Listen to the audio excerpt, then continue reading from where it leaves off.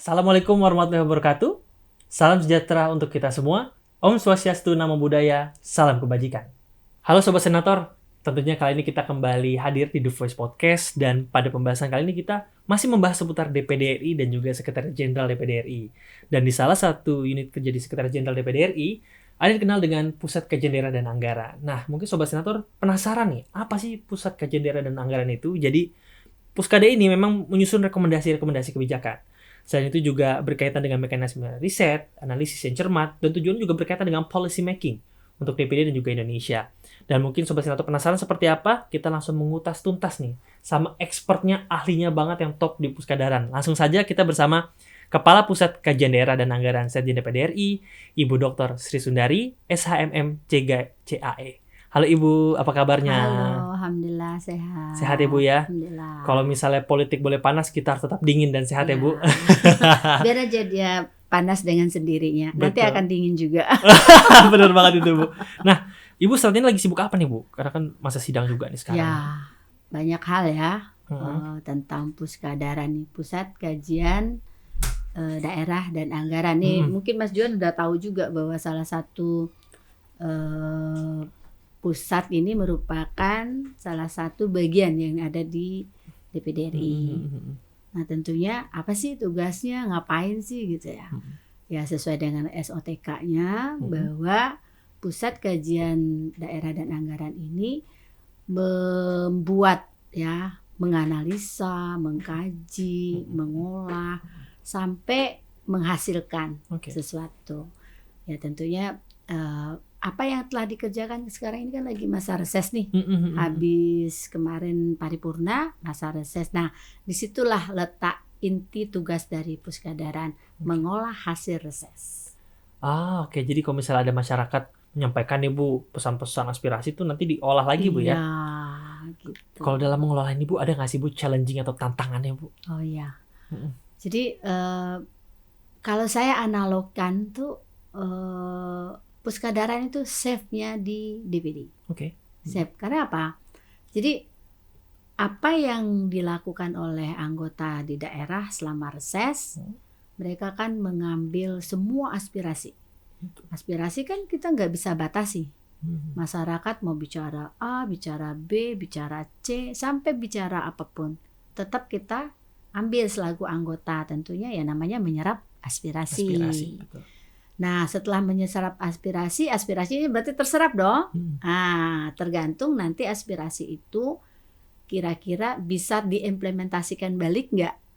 Nah, oleh sebab itu dari anggota nanti masuklah semua data melalui paripurna. Anggota kan melaporkan di paripurna. Apa yang telah mereka serap. Nah, nanti ada namanya bagian Panmus ya. Panmus itu yang akan panitia musyawarah. Yang akan mengkolek aspirasi itu. Nah, kita selaku Puskadaran sebagai dapurnya. Nah, dapur yang tentunya materi ataupun aspirasi yang telah disampaikan oleh para tenaga ahli. Nah, ini tugas tenaga ahli nih. Tenaga ahli men-share apa kegiatan para anggota yang terhormat itu selama di daerah. Nah, mereka share masuk ke namanya aplikasi Asmasda. Ya, aplikasi nih. Nah, di aplikasi itulah data terkumpul. Data terkumpul yang tentunya apa yang disampaikan, apa yang dilakukan anggota, apa yang dikerjakan anggota terkait dengan penyerapan aspirasi dan dikumpulkan di dalam satu wadah yang namanya aplikasi Asmasda. Nah, disitulah SEP mulai bekerja. SEP mulai bekerja, jadi segala bumbu apa semua udah masuk ke dalam itu Lika olah melalui analisa, kemudian penyerapan data, kemudian data tersebut yang sudah masuk kita sinkronkan lagi ke daerah itu. Nah, kemudian setelah dianalisa, kita buat kajian, akhirnya menghasilkan satu makanan yang enak. Nah, dari makanan yang enak itu tadi berupa analisis yang telah menjadi, kan analisis ini tidak serta-merta langsung analisis kan. Ini kita harus ada kajian empiriknya. Misal tadi adalah usulan dari Bengkulu misalnya, bahwa anggota DPD yang melakukan reses di Bengkulu tentu menyerap aspirasi. Ya. Nah, setelah tadi prosesnya masuk ke aplikasi, kan kita lihat adalah namanya tabulasi data. Nah, kira-kira tabulasi data ini mana yang lebih banyak persoalan atau isu? Baik. Isu tentunya sesuai dengan informasi yang dari Panmus sebelumnya. Ada isu yang harus diangkat. Nah, isu itu dari daerah mana? Misalnya dari Jambi, dari Bengkulu, dari Kalimantan, dari apa? Isunya sama. Nah, itu menjadi dia prioritas. Ranking tertinggi. Nah, ranking tertinggi tadi misalnya ada beberapa daerah terkait misalnya isu stunting. Nah, katakanlah stunting yang lagi in ya. Isu stunting. Isu stunting ini yang bicara masyarakat mana sih gitu loh. Dari berbagai provinsi. Siapa yang menyerapnya tadi adalah anggota yang terhormat tadi yang lagi reses. Sudah menjadi prioritas di situ. Nah, kita mengambil data prioritas itu. Dari data prioritas itu kan kita cek lagi, ini dari siapa usulannya. Katakanlah dari Bengkulu. Betul. Karena isu ini dari Bengkulu, tentu kita kan tidak bisa memasak itu tanpa ada garam, ada cuka, ada bumbu ya, Bu? Harus ada bumbu dulu. Betul, Bumbu itu adalah kita uji empirik.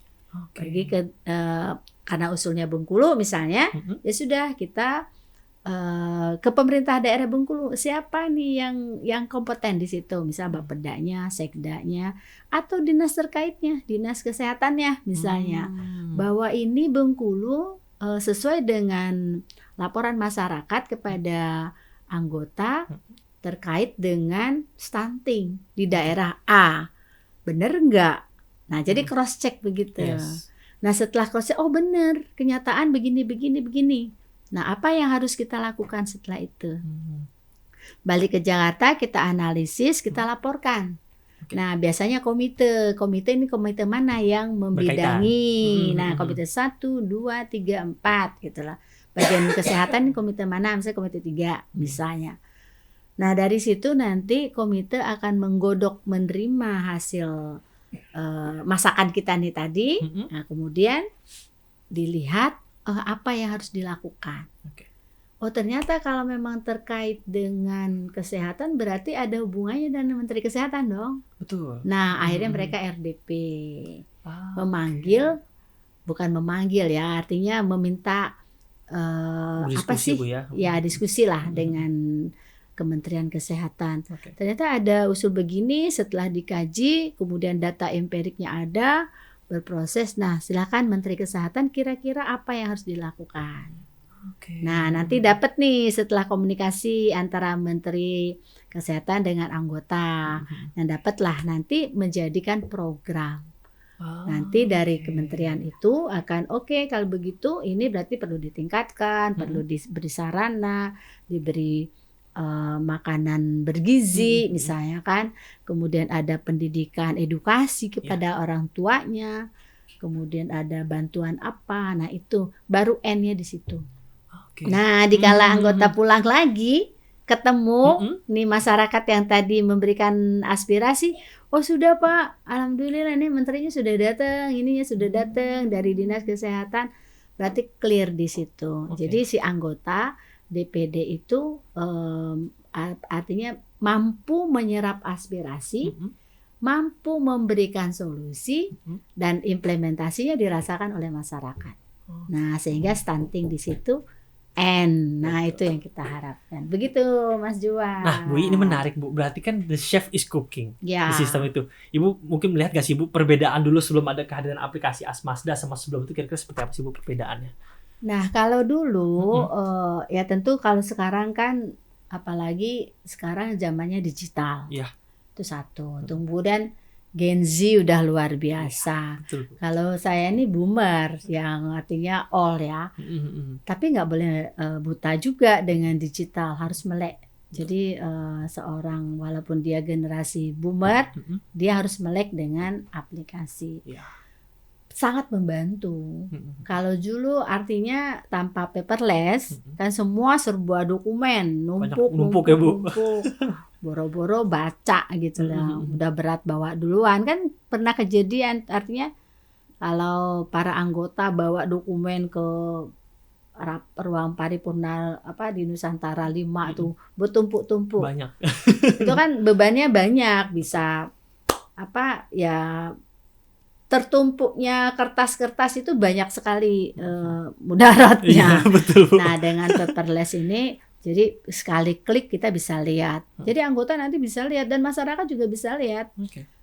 Buka aja nanti aplikasi Puskadaran DPD atau webnya DPD, itu nanti terlihat itu infografisnya terlihat, kemudian datanya terlihat, apa yang dilaporkan oleh masyarakat, DPD sudah share, di situ muncul.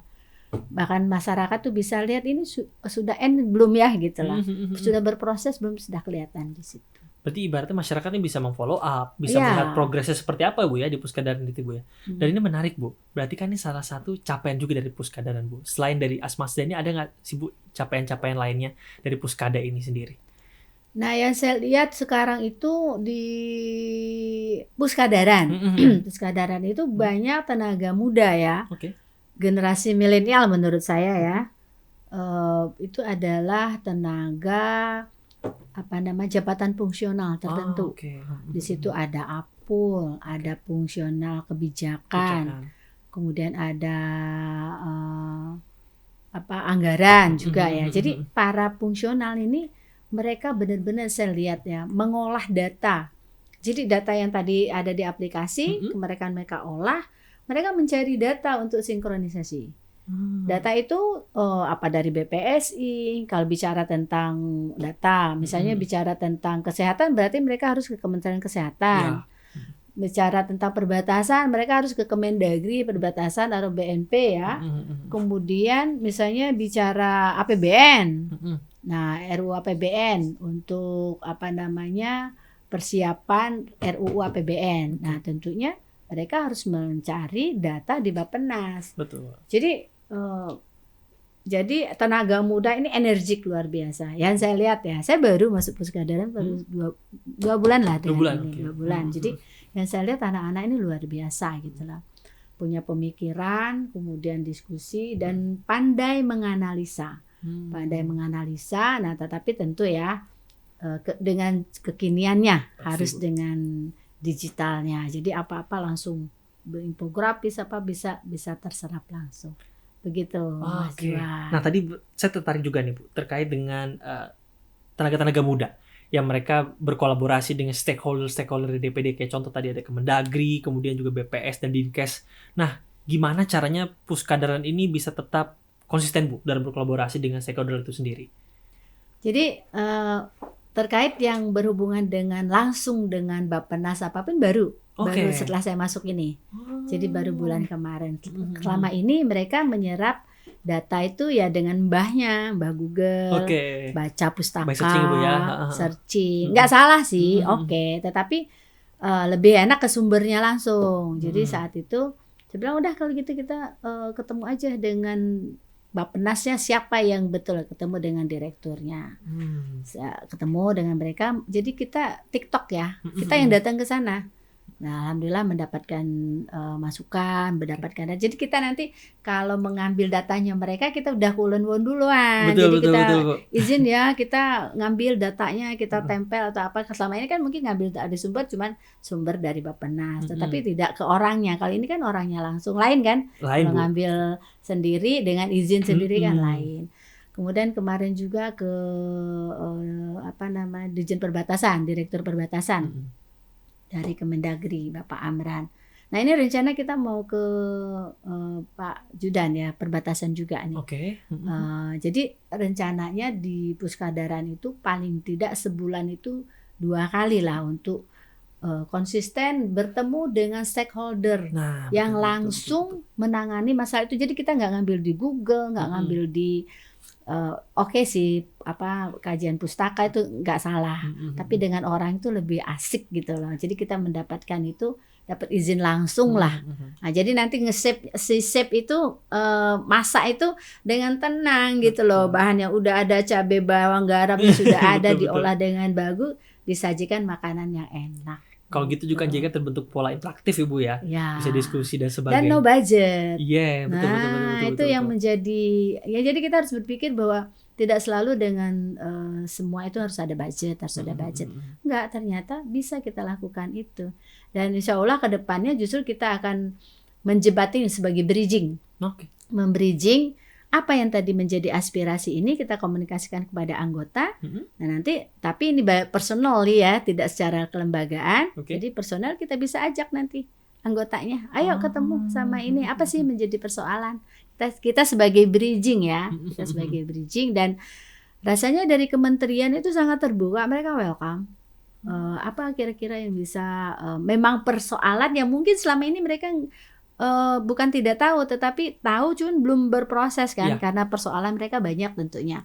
Nah oleh sebab itu kita nih sebagai yang di Puskadaran, kita kan sifatnya memberikan supporting system kepada anggota, baik secara keahlian ataupun administrasi. Nah kita mungkin secara ini skill kita, kita berpikir out of the box, bagaimana caranya banyak jalan menuju Roma gitu loh, sehingga no budget kita bisa menghasilkan sesuatu. Dan dukungan keahlian kepada anggota terlaksana dengan baik, itu tujuannya. Dan itu juga masyarakat jadi tahu Bu ya, terinfokan terkait hal baik aspirasi mereka sampaikan kepada yang terhormat anggota ke depannya. Nah ini juga salah satu yang menurut saya menarik Bu. Berarti masyarakat bisa involve di sini kan Bu. Dan ke depannya gimana Bu caranya masyarakat itu bisa mendukung program-program ini dalam hal bisa mendorong ada pembangunan daerah di Indonesia. Nah jadi sebenarnya si DPD itu justru ya, kita kan punya moto ya, dari daerah untuk Indonesia. Betul. Sebenarnya saya sih menyarankan semua masyarakat Indonesia ya sudah laporlah semua persoalan itu kepada DPD. Artinya ada DPD, ada wakilnya gitu loh. Ada wakilnya itu siapa ya? Anggota. Nah, anggota menerima aspirasi lah kita dari Kesekjenan yang memberikan dukungan supporting system, baik keahlian dan administrasi. Nah, apa keahlian kita gitu loh. Keahlian kita melalui tenaga ahli. Tetapi kan kita punya challenge lain gitu lah, yang tadi dengan saya bilang no budget, tapi kita bisa ketemu si A, ketemu si B, dan luar biasa stakeholder itu artinya kemitraan kita ya, melalui pertemanan, kemudian mereka sangat welcome kok. Monggo silakan saja.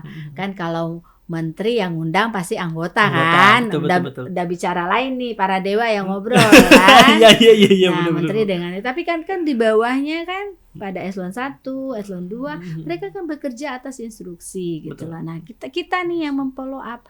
Memang harus rajin-rajin bersilaturahmi kan. Anda tahu gunanya silaturahmi, apa memperpanjang umur, menambah rezeki. Itu jadi kesana tapi itu termasuk hal yang cocok Bu, karena itu kita harus sering silaturahmi, ngobrol-ngobrol. Kalau sendiri aja penat Bu nanti Bu. Gitu dia. Nah, kan tadi Ibu sempat sampaikan bahwa instruksi juga kan Bu terkait dengan supporting system. Apa sih Bu harapan dari Puskadaran Sedia DPD RI ke depannya Bu? Tentunya sebagai TUSI ya, kita udah tahu lah, nggak lepas dari TUSI bahwa Puskadaran itu memberikan supporting system keahlian terkait dengan analisa data, kajian. Nah, kita berharap ya bahwa dari tenaga muda kita yang ada, tenaga analis kebijakan, yang ada di analis legislatifnya, yang ada di Puskadaran itu diberikan ruang untuk mereka menambahkan puding. Nah, puding itu bisa short course, bisa dengan menambahkan kuliahnya, misalnya yang belum S1 belum S2 yang kami S2, syukur-syukur bisa langsung S3, kan itu sebenarnya pudingnya. Dan yang terpenting itu mereka update. Jadi gini, kalau saya sering bilang gini, kalau yang namanya digital itu hitungannya detik putar. Betul. Perubahan itu cerita perubahan dong. Cepat Bu itu memang. Cepat, kalau waktu itu hitungannya detik. Nah, apalagi kalau kita tidak mendapatkan puding, udah nggak baca, nggak dapat puding, nggak kuliah, nggak itu, kita no ilmu lah. Close jadinya. Jadi kita stuck. Jadi kita kalau misalnya dapat masukan, sama lah kalau kita mendapatkan makanan yang bergizi, tentunya kita menjadi sehat.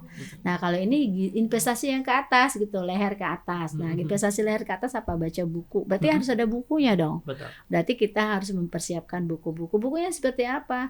Kalau zaman sekarang kan orang malas baca buku, semua ada di WA, semua di apa.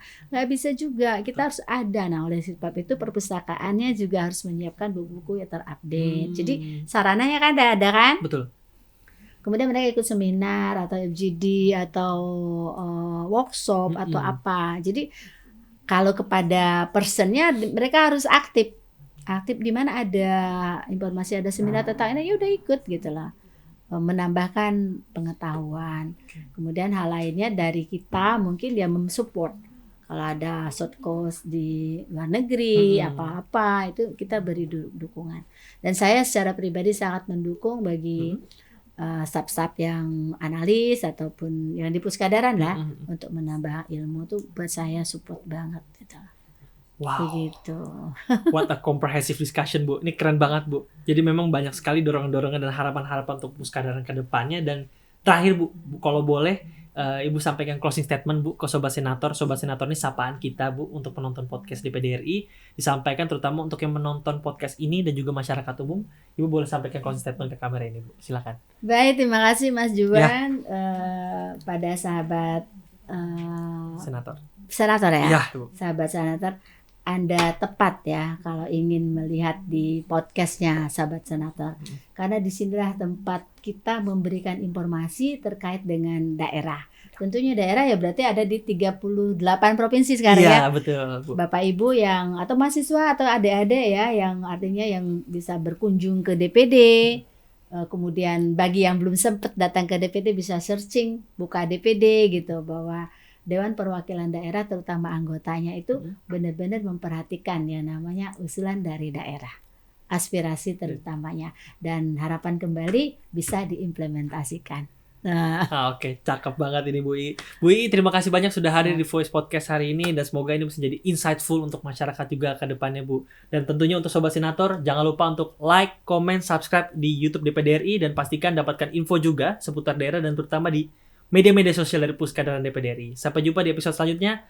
Saya Juan dan bersama Ibu Dr. Sri Sundari, SHMM CGCI. Makasih Ibu. Assalamualaikum. Assalamualaikum Ibu.